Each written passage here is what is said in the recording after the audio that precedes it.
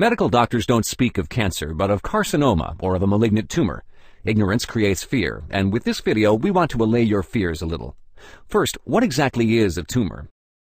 Animals and human beings are composed of many different cells that form groups. Different groups of cells form organs with very particular functions. Every cell contains genetic information in its nucleus that assigns a particular task to that cell. It's a long strand that consists of sugar, phosphate, and 4 different bases: adenine, thymine, guanine, and cytosine. These bases are lined up in a row and thus form the so-called DNA strand. You might be familiar with the fact that the microprocessor in your computer only knows power off and power on, in effect ones and zeros. The binary coding of this impulse can represent numbers, letters, and many other symbols. For example, the binary code 01000010 stands for the letter B. The DNA strand in a cell works in a similar fashion. It's always 3 base pairs that code for 1 amino acid, which the cell then uses to produce proteins. Proteins are the basis for all kinds of cell organs. The inside of the cell is somewhat more complex than that of a computer, though, because the coding does not just depend on the arrangement of the base pairs, but also on the way the DNA strand itself is organized, in other words, how it is folded. So this DNA strand determines what type of a cell it is to become, which tasks it will have to perform, and when it is to die. Besides the nucleus, the cell consists of various cell compartments. For example, there is a type of stomach, as well as factories in which new proteins are produced from amino acids. Still other factories use sugar molecules to make carbohydrates, while others use fatty acids to produce fats. Also, every cell has a so-called cytoskeleton. Not only does it provide the cell with its shape, but the cytoskeleton is also used for the transport within the cell. Like huge conveyor belts, it transports substances from one place to another within the cell. So basically, a cell is put together the way we are, just on a much smaller scale. The DNA is like a table of contents, the operating instructions for the cell, where everything is written down in great precision, because all of these many processes must be executed in an organized manner. Otherwise, the result is chaos. Imagine a young heart cell that developed from blood precursor cells. It grows and sets out migrating through the embryo, settling down at the place where the heart is supposed to be at some point in the future. Once there, it finds its peer cells, and they join to form a primitive precursor organ. The information required by the cells for finding their proper place is coded in the nucleus as well. Other cells, so-called guiding cells, help the heart cell to find the right place. Many of these guiding cells atrophy after the embryonic development. Sometimes cysts may form out of such cells. You can find out more about this in the video entitled Radicular Cysts. Our heart cell has reached its destination and now starts the process of linking up with its peers. Cell-to-cell contacts form. The cell nucleus takes notice and immediately releases information about the tasks that need to be performed. For example, one command is to produce more of the protein myosin and integrate it into your cytoskeleton, because you are a heart cell after all, and will have to be involved in the beating of the heart later.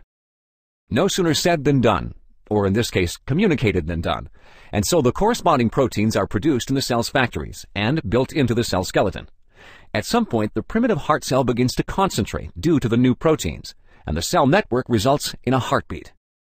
But just as we have a certain lifespan as human beings, our heart cell has one as well, after which it must make room for new cells, because work leads to where the cytoskeleton ages. Biologists call this programmed cell death apoptosis.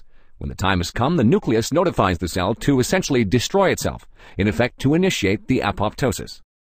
We're almost at the point where we arrive at our topic of cancer, because if the apoptosis is not executed properly, then this cell, which does not want to die, could turn into a cancer cell.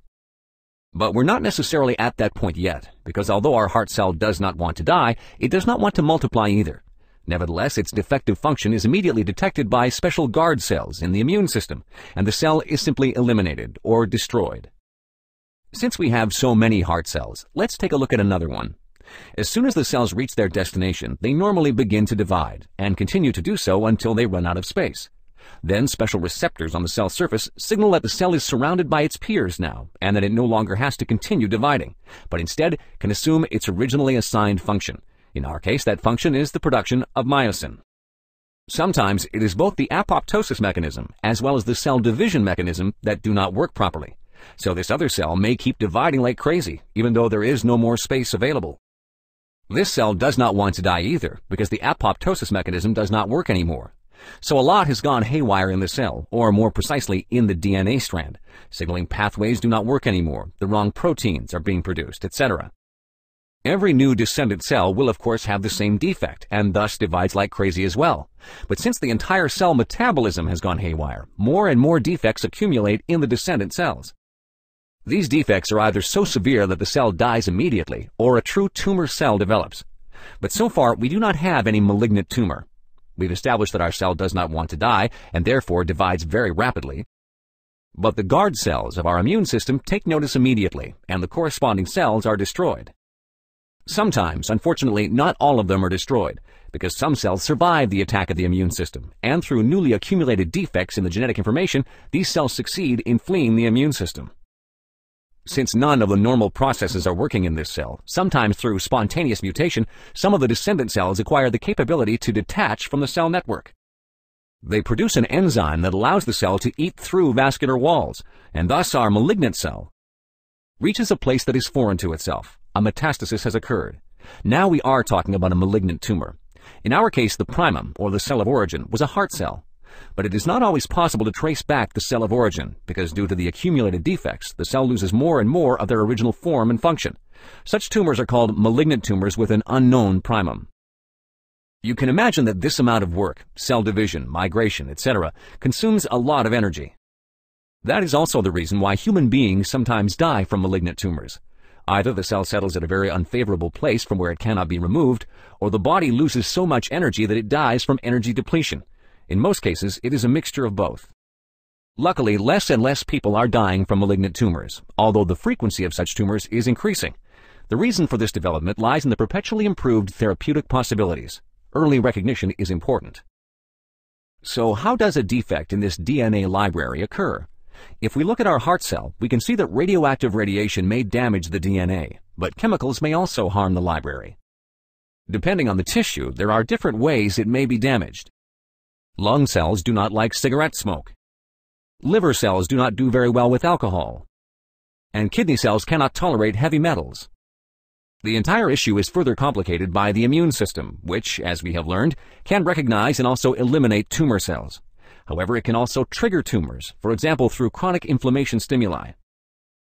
So we see that a malignant tumor is an evolution that occurs in one's own body caused by a deregulated cell. Now we understand more clearly why substances that are able to damage genetic information can trigger tumors. Anything that is able to disorganize the table of contents of the cell can cause tumors. Some people inherently have more order in their DNA library. Other people may have less of it. That is why one often finds families with a predisposition for certain tumors. Whether we contract a malignant tumor depends on many factors. One is our own genetic information. Another is the amount and frequency of harmful substances we may be exposed to. Another factor is our individual immune system, which is in turn modulated by our psyche. All of these aspects are closely interrelated in a very complex manner. So the more we understand these issues, the better we can arrange our lives in accordance with them and counteract the degeneration of cells through a balanced lifestyle.